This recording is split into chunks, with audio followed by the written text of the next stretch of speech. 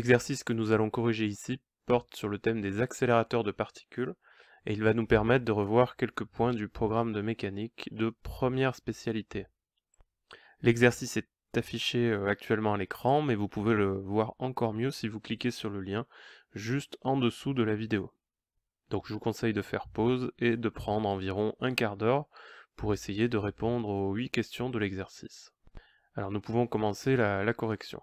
Comme le précise l'exercice, un accélérateur de particules est un appareil, généralement un appareil assez sophistiqué d'ailleurs, qui est utilisé notamment dans le cadre médical, dans les hôpitaux, pour faire des radiodiagnostics et de la radiothérapie, c'est-à-dire des traitements qui utilisent des rayons X.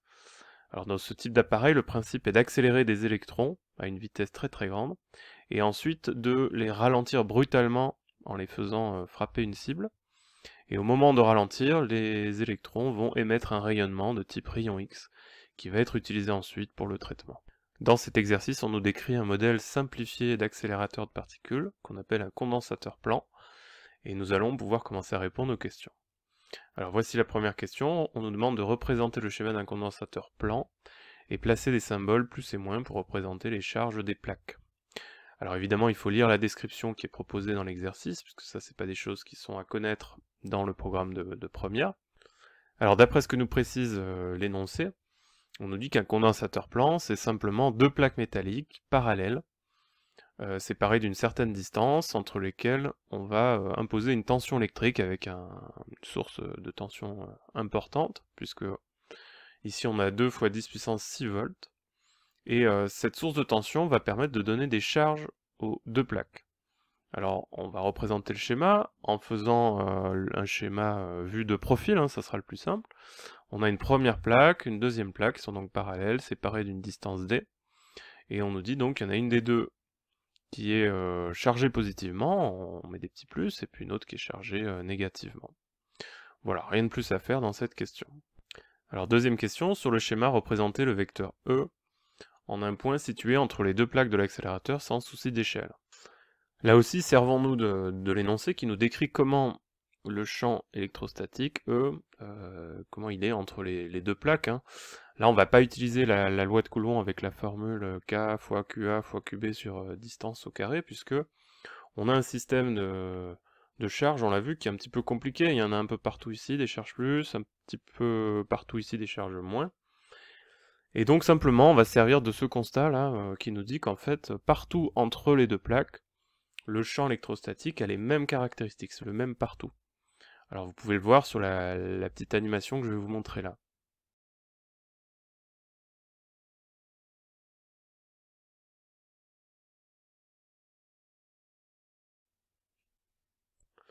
Alors première remarque, dans la question, on nous précise de représenter le vecteur sans souci d'échelle. Donc ça, je vous rappelle, quand il y a ça dans une question, ça veut dire que ça signifie qu'on va tracer le vecteur avec une longueur quelconque. Donc en fait, on se fiche un petit peu la longueur de la flèche qu'on va tracer. Par contre, il faut la tracer, ce vecteur, dans le bon sens et la bonne direction. Alors là, l'énoncé nous précise que dans un condensateur plan, la direction du champ électrostatique, elle est perpendiculaire aux plaques, et le sens, il est de la plaque chargée plus vers la plaque chargée moins. Donc qu'est-ce qu'on fait tout simplement sur le schéma? On rajoute un point, situé quelque part entre les deux plaques, et on dessine donc un vecteur qui est perpendiculaire aux plaques, et qui est dirigé de la plaque positive vers la plaque négative. Voilà, on ne peut pas faire plus pour cette question. Troisième question, on nous demande de calculer l'intensité du champ électrostatique en ce point. Alors là aussi, on relie bien l'énoncé, il nous précise que l'intensité, apparemment, dépend de la tension électrique en volts imposée entre les deux plaques et de la distance entre les plaques. Donc ça, c'est des choses qui sont pas dans le cours, qui sont pas au programme de première, mais ici on nous donne les informations, donc on va les utiliser. La tension électrique, donc on rappelle, on nous a dit que c'est 2 fois 10 puissance 6 volts, et une distance de 10 cm entre les plaques. Donc si on applique la formule, U sur D, ça nous donne donc 2 fois 10 puissance 6 volts divisé par 0,100 mètres. Alors vous allez me dire pourquoi je convertis les 10 cm en mètres. Ici, la règle, pour tout l'exercice et toute cette partie de manière générale, va être d'essayer d'exprimer les grandeurs dans leur unité de base. C'est le moyen le plus sûr de ne pas se tromper. L'unité de base de la distance, c'est le mètre. C'est l'unité de référence. Donc j'exprime la distance en mètres. Voilà, on fait le calcul, ça nous donne donc un champ électrostatique qui a une valeur de 2 × 10 puissance 7 volts par mètre. Apparemment, l'unité qu'on trouve ici, ce sont des volts par mètre.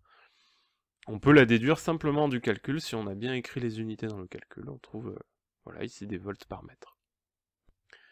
Quatrième question, on nous demande de préciser la direction et le sens de la force électrostatique F qui s'exerce sur l'électron au sein de l'accélérateur. Alors effectivement, on a vu dans le cours que lorsqu'une particule chargée, comme ici un électron, est plongée dans un champ électrostatique, quand il se trouve dans un champ électrostatique, il va subir une force électrostatique hein, qu'on avait définie dans le cours par F égale la charge de la particule de l'objet en question, ici c'est donc la charge de l'électron, fois le champ électrostatique. Alors cette relation vectorielle nous dit que donc la force, le vecteur force est égal à un nombre fois le vecteur champ électrostatique. On connaît la valeur de la charge hein, de l'électron, moins 1,70-19 coulombs.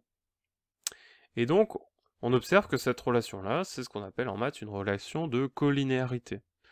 Cette relation nous dit que les deux vecteurs sont collinéaires, c'est-à-dire qu'ils ont la même direction. Donc ça, c'est déjà une première chose. Hein. Donc la force, elle est perpendiculaire aux plaques. Et par contre, comme le coefficient ici, la charge, est négatif, ça nous permet de dire que le vecteur F est de sens opposé au vecteur E. Donc finalement, si je représente sur un schéma, c'était pas demandé dans la question, mais je peux le faire ici pour que ce soit plus clair. Nous avions donc le vecteur champ électrostatique qui était placé comme ça, et donc si je représente sans souci d'échelle là aussi la force électrostatique subie par l'électron, elle est donc avec la même direction mais sens opposé. On peut remarquer que c'est cohérent, hein, l'électron il a une charge négative, il va donc être plutôt attiré par la plaque chargée plus, hein, et donc il va être attiré ici vers la gauche. Cinquième question, on nous demande de déterminer la valeur de cette force. Alors là aussi je reprends la relation entre la force et le champ électrostatique, hein, F égale charge de l'électron fois le vecteur champ électrostatique. Comme on cherche la valeur, je vais pouvoir enlever le petit symbole vecteur, hein, je cherche juste l'intensité en fait, c'est-à-dire la norme du vecteur, et je vous rappelle que donc nous on l'écrit simplement comme ça.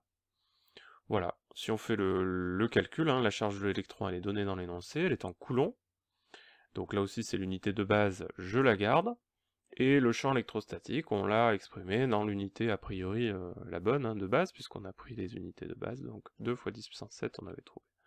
Et donc ça nous donne une force de 3,2, 3,20, je garde 3 chiffres significatifs puisque les valeurs utilisées dans le calcul en avaient 3, 3,20 × 10 puissance moins 12 newtons. Voilà, sixième question nous demande de calculer la valeur de la force de gravitation qui s'exerce sur l'électron. L'électron, évidemment, l'accélérateur est utilisé sur Terre, hein, donc il subit une autre force qui est la force de gravitation, parce qu'il est plongé dans le champ de pesanteur. Cette force de gravitation, vous vous rappelez que ça correspond à ce qu'on appelle le poids, hein, tout simplement, de l'électron. Et on avait dit que le poids, donc, c'est la masse de l'électron fois le champ de pesanteur, l'intensité de la pesanteur, qui est donnée dans l'énoncé, hein, 9,81 newtons par kilo. La masse de l'électron, là aussi je l'utilise la valeur qui est donnée, hein, qui est exprimée dans l'unité de base pour la masse qui est le kilogramme.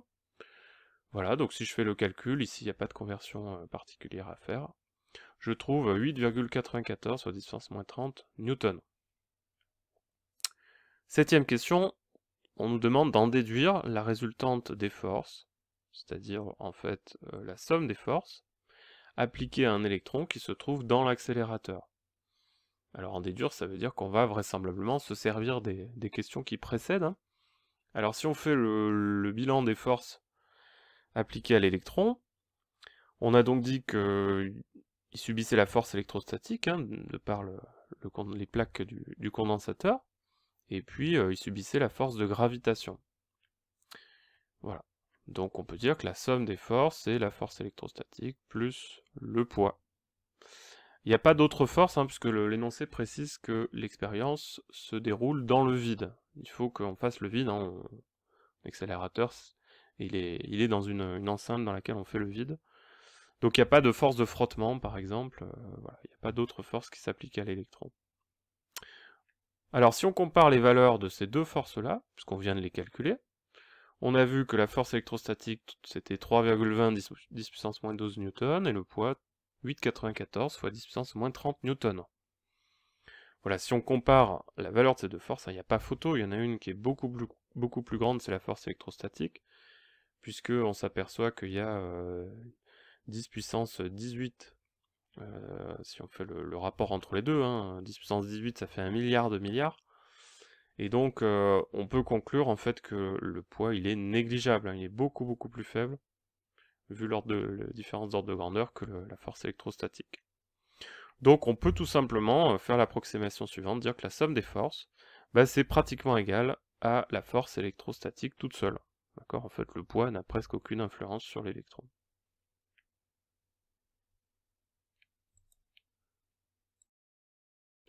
Voilà, dernière question. On nous demande, à l'aide de la deuxième loi de Newton, de déterminer la valeur de la variation de vitesse que subit l'électron pendant la première picoseconde après son entrée dans l'accélérateur.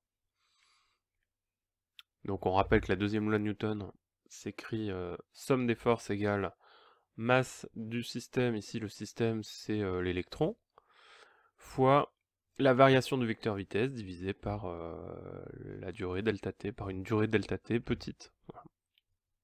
Alors nous on vient de montrer que la somme des forces, on a dit qu'on pouvait approximativement dire que c'était égal à la force électrostatique, en négligeant le poids. Donc du coup on peut écrire la deuxième loi de Newton, F égale masse de l'électron fois variation du vecteur vitesse sur delta t. Et donc pendant la première picoseconde, puisque c'est ça que demande la question, c'est-à-dire pendant un delta t de 1 fois 10 puissance moins 12 secondes, on en déduit que delta v égale, alors là ce que j'ai fait c'est que j'ai enlevé les symboles vecteurs, puisqu'on nous demande de déterminer la valeur de la variation de vitesse, et j'ai inversé la formule, puisque on cherche delta v, j'ai fait passer la masse de l'électron de l'autre côté du égal, donc puisqu'on avait un multiplié, du coup de ce côté-là ça devient divisé, et puis la durée delta t qui était au dénominateur, en passant de l'autre côté du égal, elle devient multipliée. Voilà. Donc on se retrouve avec la relation delta v égale F fois delta t sur masse de l'électron. Voilà, alors si on écrit les valeurs dans les unités là aussi de base, donc la force, l'unité de base c'est le newton. Tout à l'heure on l'a trouvé cette valeur, en newton c'était 3,20 10 puissance moins 12. Le delta t, l'unité de base c'est la seconde, pour le temps. Donc 1 fois 10 puissance moins 12 c'est bon. Et puis la masse de l'électron, on a dit que l'unité de base c'était le kilogramme. Voilà. Donc on trouve une valeur de 3,51 fois 10 puissance 6 mètres par seconde. Alors on peut remarquer que on obtient une vitesse qui est gigantesque, en plus en un temps très court, d'où le nom d'accélérateur, ça va vraiment accélérer fortement les particules. En une picoseconde, l'électron se retrouve à une vitesse de 3 millions de mètres par seconde, c'est-à-dire plus de 3000 km par seconde. Alors pour la petite remarque, même si là on sort du cadre du programme de première, si l'électron continue à accélérer, sa vitesse donc va augmenter encore, au bout de 2 picosecondes, elle va être 2 fois plus grande, et en fait la vitesse de l'électron va se rapprocher de la vitesse de la lumière. Alors il faut savoir, quand elle va s'en rapprocher, la loi de Newton n'est plus applicable, Si elle se rapproche vraiment de la vitesse de la lumière, on passe dans ce qu'on appelle la physique relativiste, c'est la théorie de la relativité restreinte qui nous dit que lorsqu'un système a une vitesse qui s'approche de la vitesse de la lumière, les lois de la physique classique, les lois de Newton, ne s'appliquent plus telles quelles. Voilà, il faut modifier un petit peu un certain nombre de choses.